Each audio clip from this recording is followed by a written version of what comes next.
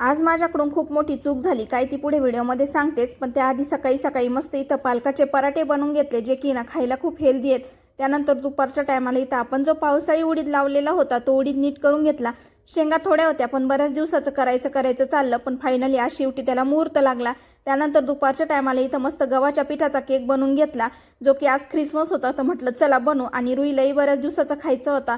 त्यासाठी ना 150 ग्रॅम गव्हाचं पीठ घेतलं, 50 ग्रॅम रवा घेतला आणि 200 ग्रॅम गूळ घेतला। इथं कढई आधी प्रीहीट करायला ठेवली। अर्धा ग्लास पाण्यात आहे ना गूळ मिक्स करून घेतला, गारच पाणी घेतलंय मी। गव्हाचं पीठ, रवा आणि गुळाचं पाणी ना मिक्सरला एकजीव करून घ्यायचं राहतं, पण आहे ना आज लाईट नव्हती आणि हीच माझ्याकडून चूक झाली की लाईट नसताना मी केक बनवायला घेतला आणि खूप वेळ मला मिक्स करायला लागला। स्पॉन्जी पण थोडासा कमी झाला, पण आता करणार काय, रुईलाही पण खायचा होता आणि 8 दिवस आमच्याकडे ना दिवसभर लाईट नसती, म्हणजे सकाळी गेली का संध्याकाळीच येते। हाताने मी बराच वेळ मिक्स केला। इथं कुकरच्या डब्याला बटर पेपर लावलं, यात आहे ना थोडासा बेकिंग सोडा, बेकिंग पावडर टाकलं, ते ॲक्टिवेट होण्यासाठी थोडंसं पाणी टाकलं, छान असं हलवून घेतलं आणि कुकरच्या डब्यात सर्व मिश्रण टाकून घेतलं, थोडंसं टॅप टॅप करून घेतलं।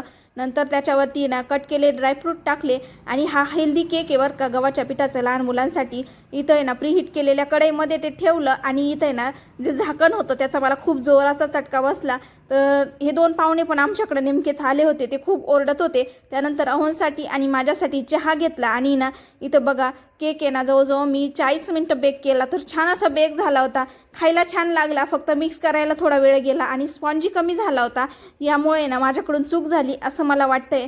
तर इथे आहे ना मी केक काढून घेतला आणि रुईला दम नव्हता अजिबात, त्यामुळे ना गरम गरमच आहे ना डिमोल्ड केला मी आणि छान असा केक तयार झाला आहे। रुईला खायलाही दिला आणि तिच्या रिॲक्शन आहे ना पहिल्या घासाला खूप छान अशा होत्या। चला, मिनी ब्लॉग आवडला तर लाईक करा।